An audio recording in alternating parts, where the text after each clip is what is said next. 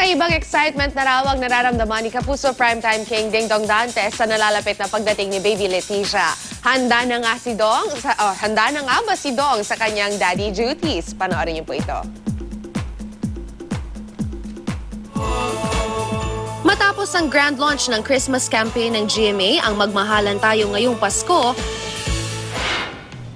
isa na namang may kurot sa puso na advocacy ang inorganisa ng GMA social media team, ang Pagmamahalan The Bloggers Conference. This time, ang Kapuso Primetime King na si Ding Dong Dantes ang nanguna para sa proyektong #NowPH, ang muling pagsulong ng climate change sa bansa at sa buong mundo. Itong mga extreme weather conditions at events na nangyayari. Actually, sa kasalukuyan, we are experiencing El Nino and it will worsen. These are effects of climate change and ayon sa pag-aaral, it will worsen kung hindi tayo mag-mitigate. At bilang ambassador ng Climate Change Commission and the National Youth Commission, nais ni Dong na magkaisa ang kapwa niya artista sa pagsulong ng climate change. At isa sa nagpahatid ng suporta sa nasabing advocacy ay ang world trending kalye-serye leading man at pambansang bae na si Alden Richards.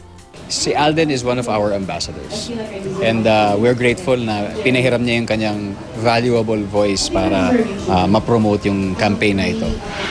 Wala namang katiyakan kung matutuloy si Dong sa Paris para dumalo sa 2015 Paris Climate Conference. Hindi niya raw maiwan ang kanyang misis na si Marian Rivera Dantes na anytime ay manganganak na. Sobrang excited na nga si Ding Dong sa paglabas ni Baby Leticia.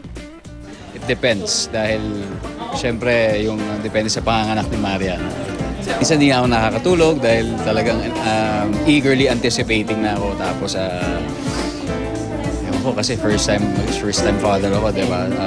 Alam ko it will change my life and mas nagkakaroon ako ng gana na to do stuff. Actually, parang ito, mas nagkakaroon ako ng passion to get involved in things like this because of that. Hinamon namin ang soon-to-be daddy na hulaan ang mga jumbled letter words na tungkol sa baby. Ano to? Ay, ano ko, diaper. Mukhang diaper.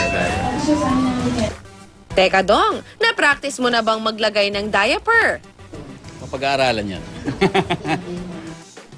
Kaya pa ba Dong? Pacifier. Tagal. Hindi ko na kaya. Ang huling word ay... Breast milk. May hiling naman ang aktor sa lahat ng sumusuporta at nagmamahal sa kanyang asawa. Siyempre, pagdasal niya po siya na maging safe yung kanyang delivery. And I'm sure naman once that she has regained back everything that she needs, babalik at babalik siya. Siyempre, hindi pwede mawala si Judge MD. At syempre mula dito sa unang hirit, hangad namin ang maayos at ligtas na panganganak ni Marian. Congratulations in advance!